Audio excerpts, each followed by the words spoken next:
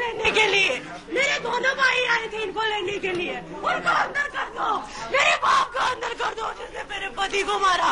मेरे बाप को अंदर कर दो जिसने पति को मारा। मेरे भाइयों को अंदर कर दो। उसे वही लेके गए थे इसको मेरे घर से, वही लेके गए थे इसको घर से, वही लेके गए थे। उनको मारो, उनको अंदर करो। क्यों नहीं कोई कुछ कर रहा?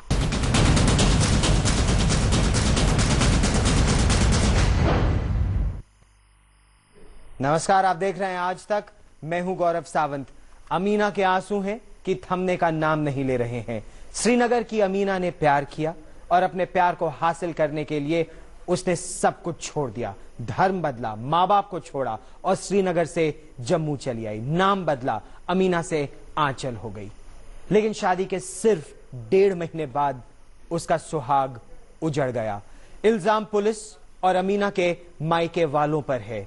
लेकिन ये कहानी का दी एंड नहीं है, बल्कि ये तो शुरुआत है। असली उलझन अब इस बात की है कि आखिर मौत किसकी हुई।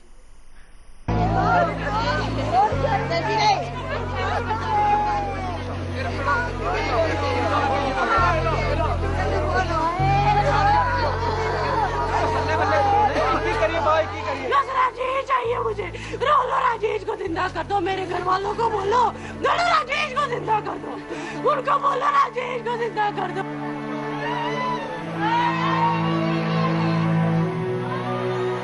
चार दिनों बाद आखिरकार शव का अंतिम संस्कार कर दिया गया।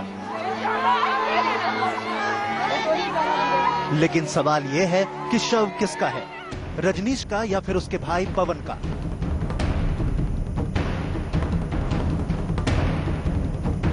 जम्मू कश्मीर की इस दर्दनाक प्रेम कहानी में ये नया पेच है। आइए पहले आपको कहानी बता दें। यह है श्रीनगर की आंचल शर्मा, जो पहले अमीना हुआ करती थी। जम्मू के रजनीश से इसका बरसों पुराना प्यार था। अपने प्यार को पाने के लिए अमीना ने धर्म बदला और इसी साल 21 अगस्त को दोनों ने शादी कर ली। उधर अमीना के घर वालों ने रजनीश के खिलाफ अमीना के अपहरण का मामला दर्ज करवा दिया। श्रीनगर पुलिस जम्मू आई और इस घर से एक नौजवान को ले गई। चंद रोज बाद यहाँ उसकी लाश वापस आई। उसको मार डालो, उनको मार डालो, उसके मेरे पति का बदला लो।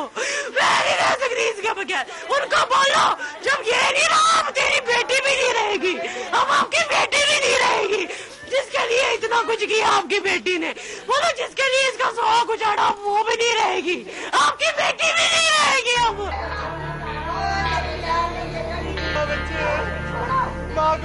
लेकिन अमीना उर्फ आंचल के घर वाले दावा कर रहे हैं कि जिसकी मौत हुई है वो रजनीश है ही नहीं, बल्कि वो तो रजनीश का भाई पवन शर्मा है। पवन को पकड़ा लाए वहां से, तो फिर उसे फॉरेस्ट मजिस्ट्रेट, तो उसके पास उन्हें खुद ही बताया कि मेरा नाम पवन है। फिर उसने साइन लिया उसके और भेजा रिमांड पर। और हम क्या करेंगे? और उसको जो प्रेस वाले जम्मू में अपने हैं वो उनको मदद कर रहे हैं, आप इस तरह करो। इन्हें ड्रामा एक मचाया कि राजेश को बचाने के लिए। अब जरा आंचल की भी सुन लीजिए। आंचल पूरे दम के साथ कह रही है जिसे इस घर से उठाकर ले जाया गया वो उसका पति रजनीश ही था और खुद उसके दोनों भाई रजनीश को लेने आए थे।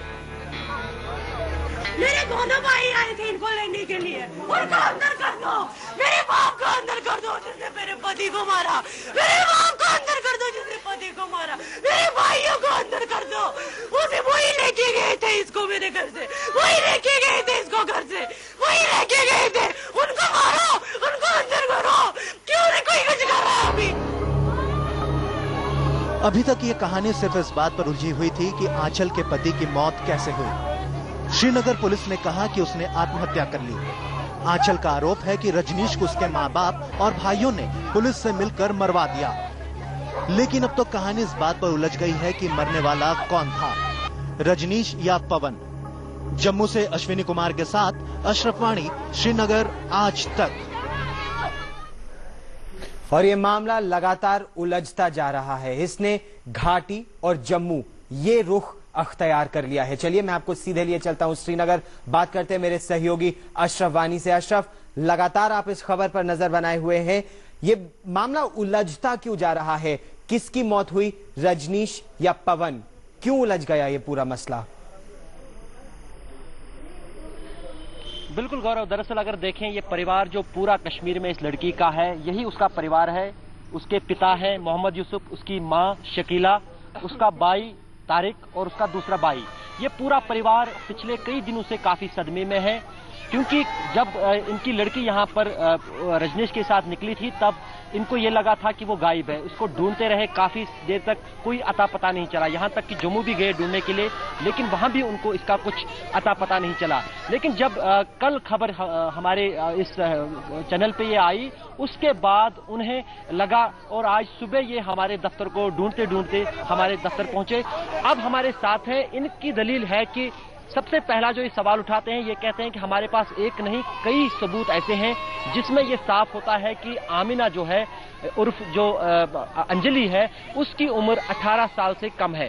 क्योंकि 18 साल से कम है, क्योंकि अगर स्कूल सर्टिफिकेट देखें जो मेरे सामने है, उसके मुताबिक उसकी उम्र जो है 16 साल है। और अगर हम कहें कि ये सर्टिफिकेट जल्दबाजी में बनाई गई, लेकिन जब उसकी उम्र 7 साल थी तब जो जम्मू कश्मीर के नागरिकों को एक खास दस्तावेज बनाना पड़ता है, स्टेट सब्जेक्ट, उसमें 2001 में उसकी उम्र जो है 7 साल बताई गई है। उसके अनुसार भी उसकी उम्र सिर्फ 16 साल बनती है 2009 में। तो उस हिसाब से उनकी ये दलील कहीं पुख्ता है, जिस हिसाब से जम्मू कश्मीर पुलिस ने इस पर कार्रवाई शुरू की। लेकिन और हम वक्त लेने से पहले उन्हीं के परिवार से ये जानते हैं आखिर वो क्यों कहते हैं कि रजनीश अभी जिंदा है। आप अपना नाम बताइए। मोहम्मद यूसुफ यूसुफ साहब, आप ये बताइए, जो ये आप कह रहे हैं कि रजनीश जिंदा है, जिसकी शादी आपकी लड़की के साथ हुई है, जो मारा गया शख्स है वो उसका भाई है पवन, आप किस दलील पर ये कह रहे हैं? जनाब, मुझे अर्ज है, जब पुलिस पार्टी गई यहाँ से और फिर वहाँ से उन्होंने पुलिस पार्टी को कांटेक्ट किया जम्मू में सरवाल में, तो वहाँ 4 आदमी गए पुलिस के वहाँ सरवाल थाने से वहाँ उसको पकड़ने के लिए। और फिर जब उन्होंने गेट को थुक खटखटाया तो वहाँ से औरत एक निकली। तो फिर जब ये अंदर चले गए तो पुलिस, तो उसके बाद वहाँ से वो क्या पवन कुमार वो भागते भागते दूसरे छत के जरिए दूसरी मंजिल से छलांग लगाई नीचे। तो फिर वहाँ झाड़ी है, तो फिर लोगों ने इस तरह बताया कि चोर है चोर है चोर है। जब उसको पकड़ा फिर लोगों ने बताया ये पवन कुमार है, ये पवन कुमार है। और वहीं के हमसाया उनके कहिए पवन कुमार, उन्हें बोला ये आवारा नंबर 1 है। आपके घर कैसे आया वो? हमारे घर में एज टूरिस्ट बनकर आया होगा, ये भी कह सकता हूँ मैं। और बाकी जब मैंने फोटोग्राफ वो कल उसका देखा, लेकिन वो पवन कुमार नहीं था, वो राजेश शर्मा था, जिसको इन्होंने बैड में लेट बाल उड़का कर लाया, सब कुछ ऊंचे जो हमारे पास पक्का सबूत है। और जिसके लिए पुलिस को ढूंढ रही थी, उसके साथ राजू भी है, विशाल भी है, रजनीश भी और कुशाल भी और गुरुदत्त भी, जिसको इन्होंने हायर किया था 10-10 हजार रुपया देने के लिए। फिर गुरुदत्त ने बताया यहाँ पुलिस को कि इसने हमें 5-6 हजार दिया, इसलिए ये फोन करता रहा। फिर वो क्या नाम है इसका, पवन कुमार ने बताया ये हरिद्वार भी गया और वहां भी गया। फिर पुलिस ने उसको लिया जनाब मजिस्ट्रेट के पास रिमांड के लिए। तो वहाँ उसने मजिस्ट्रेट को वो फॉरेस्ट मजिस्ट्रेट को बताया, हाँ जनाब मेरा नाम पवन कुमार है। जब उसने पूछा, उसने फिर लिख कर भी दिया जनाब दस्तखत, क्या मेरा नाम पवन कुमार है, मेरा नाम पवन कुमार है। और उस जज ने भी उससे पहले 1 लाख रुपया देकर गुरुदत्त को छोड़ा। रजनीश कहाँ है? रजनीश है जो कल टीवी वो उनको पता है रजनीश कहाँ है। अखिल और पवन की बीवी हमने देखा ही नहीं करते टीवी पर, और जिसका सबूत हमारे पास है। आपको माँ को ज्यादा पता होता है बेटी का, आपको बेटी ने कुछ कहा था जब शादी करने जा रही थी? नहीं, उसने आपको कुछ नहीं कहा? नहीं, कुछ नहीं बताया। जो रजनीश आया था यहाँ पर, जिसके साथ आपकी लड़की ने शादी की, आपने कभी रजनीश से बात की? नहीं। पहचाना? हाँ, मैं पहचाना। हाँ, राजेश भी जिंदा है। राजेश जिंदा है? हाँ, राजेश भी जिंदा है। आपने कहाँ देखी उसकी शक्ल? वो टीवी पर में। दरअसल ये गौरव, जो मामला ये है, ये माँ है उसकी, ये कहती है मैं राजेश को जानती हूँ, जिसका नाम रजनीश भी है। राजेश और रजनीश एक ही शख्स है जी। कहीं पर कागजों में उसका नाम राजेश है और कहीं पर रजनीश है। तो ये कह रही है कि वो उसको पहचानती है। और कल जो जिसने टीवी पे बयान दिया बतौर पवन शर्मा बन के टेलीविजन पे हमारी चैनल पे, वो पवन शर्मा नहीं, वही राजेश है। और मारा गया शख्स जो है वो पवन है, जो राजेश का भाई है। ये मामला लगातार उलझता जा रहा है, इसमें कई परतें हैं। सच क्या है ये